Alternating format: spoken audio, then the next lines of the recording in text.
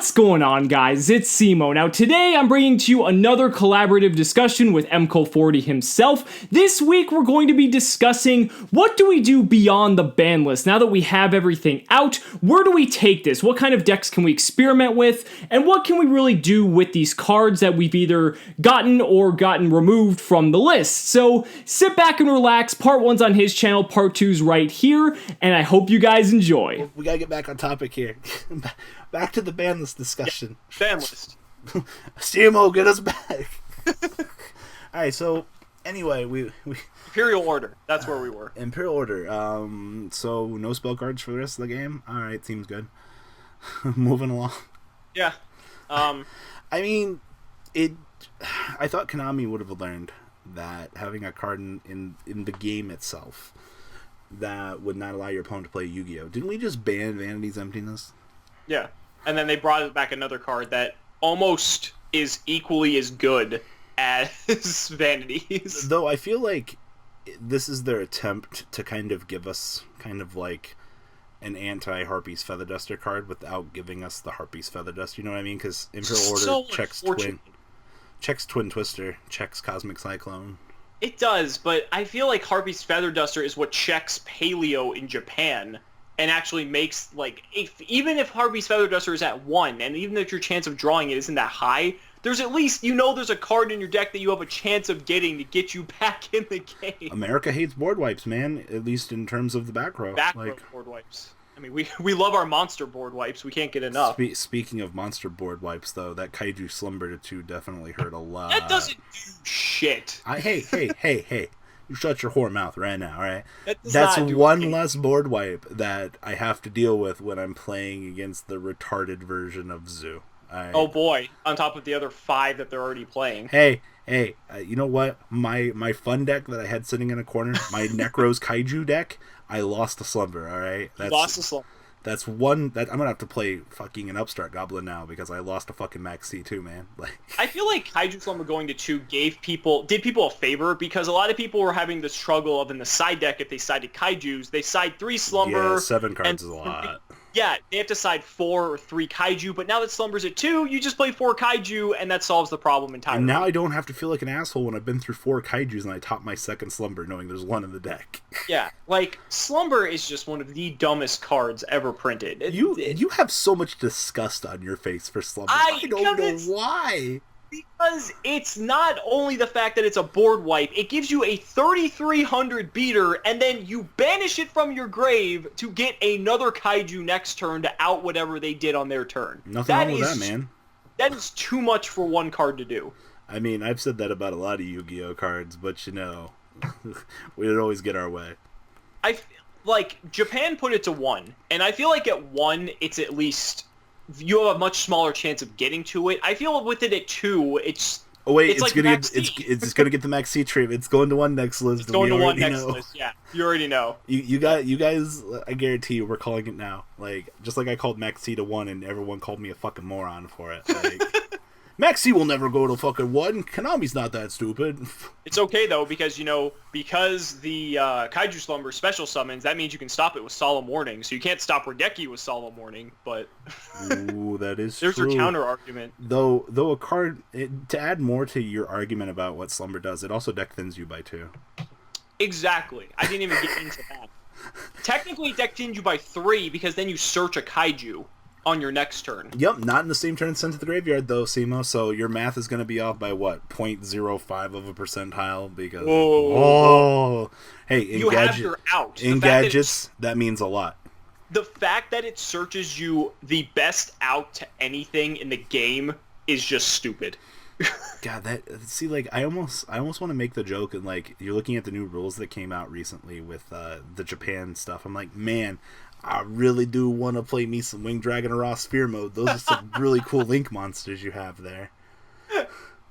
Oh my god. That's a whole nother video. There's a lot of things that me and Cimo we need to talk about that we, like, you guys will know that we go a little bit off track here in videos, but that's because, like, we only get to sync up for 1 video a week, and we like to talk about Yu-Gi-Oh! Like, there's a lot of people that like playing the game of Yu-Gi-Oh! Me and Seaman just like talking about it. That's 3 times now I've called you that. That is 3. Yeah, I'm so sorry. I'm gonna owe this man fucking alcohol next time I see him for every time I call him that. It's okay. That's what Nats is for. So that is true. So anyway, format. Imperial Order is broken AF. Are we wrong? Yeah. Yeah. Jazz hands. Get your shit off my spell. I guess if I play ABCs, I could break it with Dom and Da, right? Yeah, you could. What in Imperial Order? What Imperial Order? What the fuck is that shit? Dude, go on. How do you feel about Future Fusion and Infernoid? So I've had this discussion for the last 3 days with people. If your opponent does not answer Future Fusion, fucked. Oh my god. So Infernoid goes second. And they look at the opponent, they're like, man, that's a really nice Trident you got there on the field. And they blow it up, and then they go, last card they play is just Future Fusion. They just put it down on the table very slowly, like an asshole. Like, alright, reveal Deviati, end turn. Your opponent looks at their hand and like, shit, I've only got 2 cards. And then like, well, I can't blow it up, guys, because my opponent's got Deviati on the field or Anaku. And on the next turn, you're like, oh, well, this is my Infernoids. Cool, well, I guess I win the game. Future Fusion creates such an interesting dynamic because you're right. It does create a beautiful dynamic. Because it's a -1 for a turn, but if your opponent doesn't have the answer, it's literally a game-ending card. It is. It's not a -1. It's a card that your opponent has to answer. That's pretty good. I mean, just in terms of, but, and then on top of it, if you open Void Feast with that too, it's over. Yeah, because they're not getting through 2 Decatrons and popping your Future Fusion. That's not happening. I literally forgot that Future Fusion is a card this format. You know, like the OCG never really fucked around with Future. They tried it with Infernoids. I think that's about it though. But that's because they have Feather Duster as well. Oh yeah, well, so that's one less threat we have to worry about then. That is true. The thing is, the TCG though, I think we're still going to be flipping around on Twin Twister and Cosmic Cyclone up until Crisis. So I mean. You're obviously, like, if you're maining Twin Twister, that's just all the better for you. If me playing the Future Fusion, my opponent's discarding a resource for it, like, I'm in a very good position. Yeah. You know, as opposed to Cosmic Cyclone, where... Because they might have had to burn that Twin Twister, you know, they might have to take the -1 for it, but, you know, that could be something that you could use as bait, and then you have Void Feast for next turn anyway, so... How are they ruling Future Fusion? How do you think they're going to rule Future Fusion versus... So I activate Future Fusion, reveal my Fusion card, alright, so I activate Lawn Mowing. What happens if I mill all my feasible targets? Like, I mill, like, my 2 Anakus and my 2 Deviatis. Ooh. I mean, I won't be able to dump on the next standby, would I? I mean, I just don't think you'd be able to resolve Future Fusion. That's just something interesting, like, thinking about, because there will be times where you mill 20-some cards, you might hit all your fusion targets. Yeah, because people only playing 2 Onoku, 2 Deviati, that's 4 out of 60 when you're milling 20. That's pretty good odds you're going to hit them. Yeah, like, that's just something interesting to consider. Yeah. So, food for thought. But I think it's the only deck it's going to see play in, though. Oh, of course. There's nothing else. I mean, you might see one really cute idea, maybe at, like, the top 32 at a regional, which might go 6-3, maybe. But it really depends. I mean, I won't ever diss on the people that are creative that get that far. I don't either. They're the people that make this game what it is. I just think there's nothing that creates as big of a threat as Infernoid does to make Future Fusion that viable. Because Tierra and dumping all the Noids to your heart's content is scary. And there's no other application that's as scary as Deviati doesn't read... Or Deviati. Tierra doesn't read one of each on the Fusion. So you can dump multiples, right? It's at least, it says like 1 or more Infernoid monsters, I think, or something. Oh, that's so yes, you could just send everything if you wanted to. Alright, Deck Thin 30 response. Like, I got it, man. There's nothing else really to talk about in the meta. Like, we'll talk about Crisis later, but, I mean, obviously, Paleo, ABC, 60 card... Well, actually, 60 card Zombies is actually kind of decent right now, too. Like, That had a very interesting showing at UDS in Prague this weekend. There was a lot of people playing it. Fucking because Shiranui Lone Fire guy is really fucking good. Solitaire's good. Spirit Master also, though, was putting in work because you banish it off the snow. You get to pop a card. Like, that's just insane. That's also something else about the TCG. We still have 3 fucking Omegas. Yep. And we still have Dark Synchro at 100% power, and we're just not doing anything. Yep. You know, this was something else I was talking to my friends earlier, and I got yelled at for it, but I gotta make the point anyway.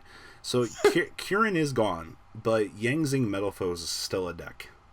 I would agree with you. I think the unfortunate part is Yangzing Metalfoe has such a high skill curve, but Ghost Ogre does kill it. But if you're playing 1 Max C, and if you're still opting to main Ogre in this format, I mean, what do you think? Like, is that a deck that could catch people off guard? It's a deck that always catches people off guard because people hate playing that deck in general. And I agree with you. I think it's going to depend on how much people play Ogre or continue to main it. Because now that Zoo's going to start, falling down a bit, I don't think people might be maining Ogre as much. And Ogre being as incredible as in the Yang Zing matchup, I think really helps. So if less people are playing Ogre, that means Yang Zing has less to worry about. People also aren't playing Dweller in the extra deck, so they don't have that to worry about. Yeah. Yeah, like, you might have an ABC deck playing Dweller in the extra deck, but no one playing Zoo or any other rank 4 deck besides, like, ABC right now is playing Dweller, because it's just not relevant. So that gives you a really good advantage, because that Dweller just literally shits on your deck. So, I don't know. I mean, I agree it has a very high skill curve, but if there's someone that's good enough to pull it off, it could do well. There's another black horse in the room that we're forgetting about. What will that be? Invoked Windwitch.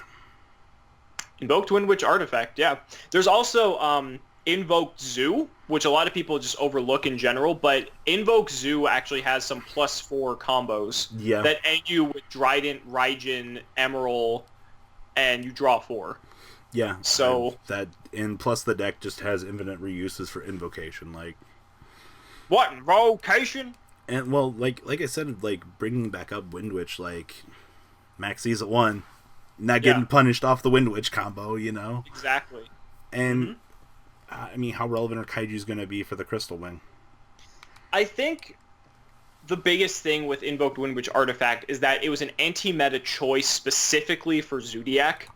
And so I think the problem is if less people start playing Zodiac, which there's still going to be plenty playing it, but if less people play it, that makes that deck's matchup, or the primary purpose of that deck's existence in the meta less viable. Deck seems pretty fucking good against Paleo. Yeah, I mean, that's true. I mean, it's got a decent Paleo matchup. Sanctum on the turn that like they set up for their Xyz play, like that seems like, what are you going to do? What are you going to do? Yeah. I don't know. The game of Yu-Gi-Oh! Has some very interesting things that could happen. And you're right, with Maxi going to 1 now, you don't have to worry about getting punished off of Ice Spell. Yeah, exactly. Having that thing read the exact same text as, navigation is pretty broken. Yeah. I think one of the biggest things that hurts the deck is as long as people still play, like, 3 Chalice in the main, Chalice really hurts that deck. Because you hit the artifacts, you hit the Wind Witches, and you hit Crystal Wing and, like, anything you want. So with the format being the format, though, there's still one more deck we gotta talk about. Motherfucking Blue Eyes White Dragon.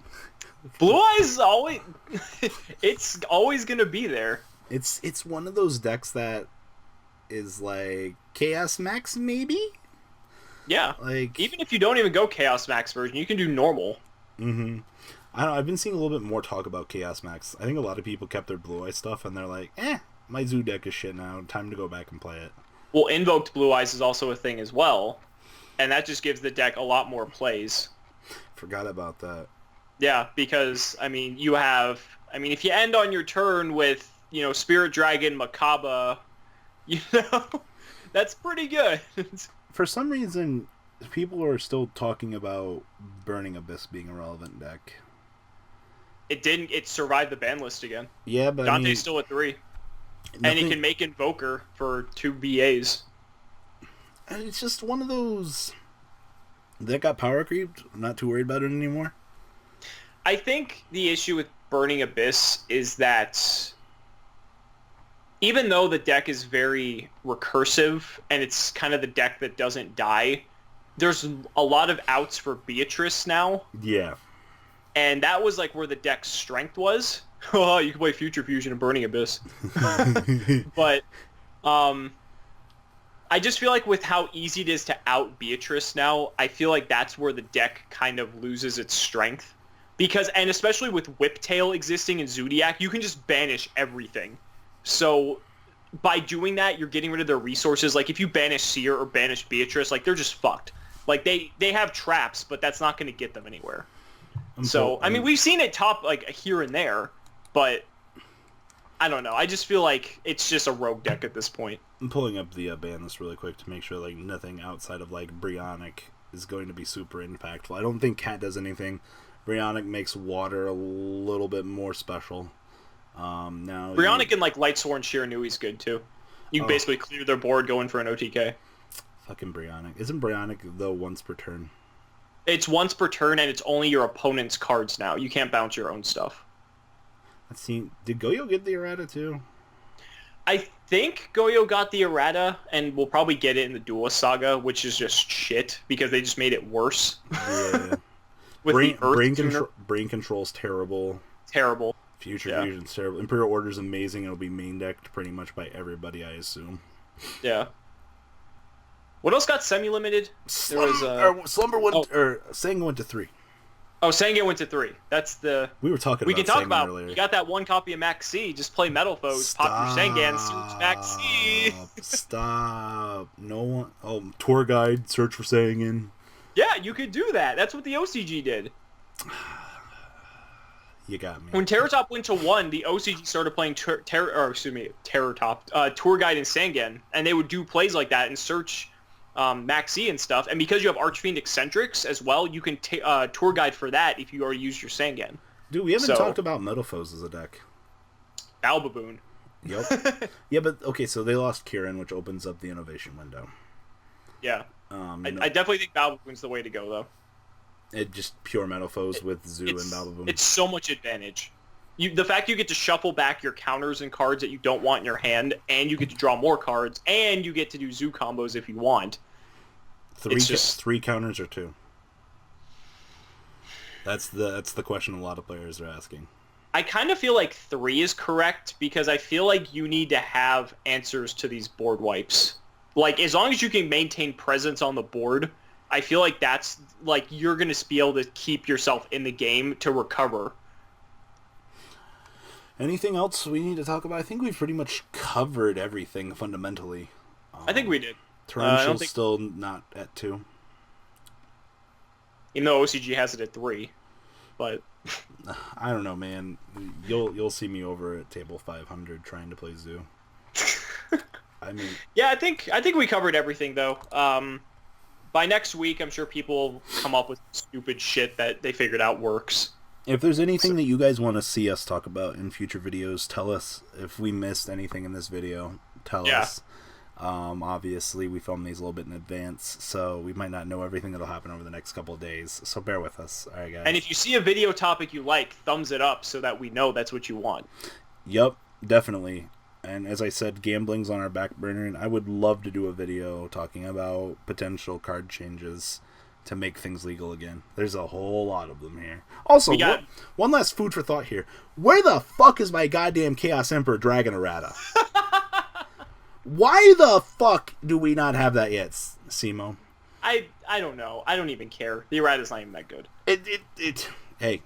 How long did it take us to get Sangan? Sangan was... He was in a random-ass Duelist pack for some fucking reason. We were supposed to have Sangan off the list months ago, and we haven't, so... Chaos Emperor Dragon was before that, though. Exactly. So look at just look at it that way. Which of the Black Forest would be just mysteriously in the starter deck? Start buying up your sandwiches. Oh my god, yeah. Future Fusion sandwich reveal. Dump. Alright guys, we're out. We're out.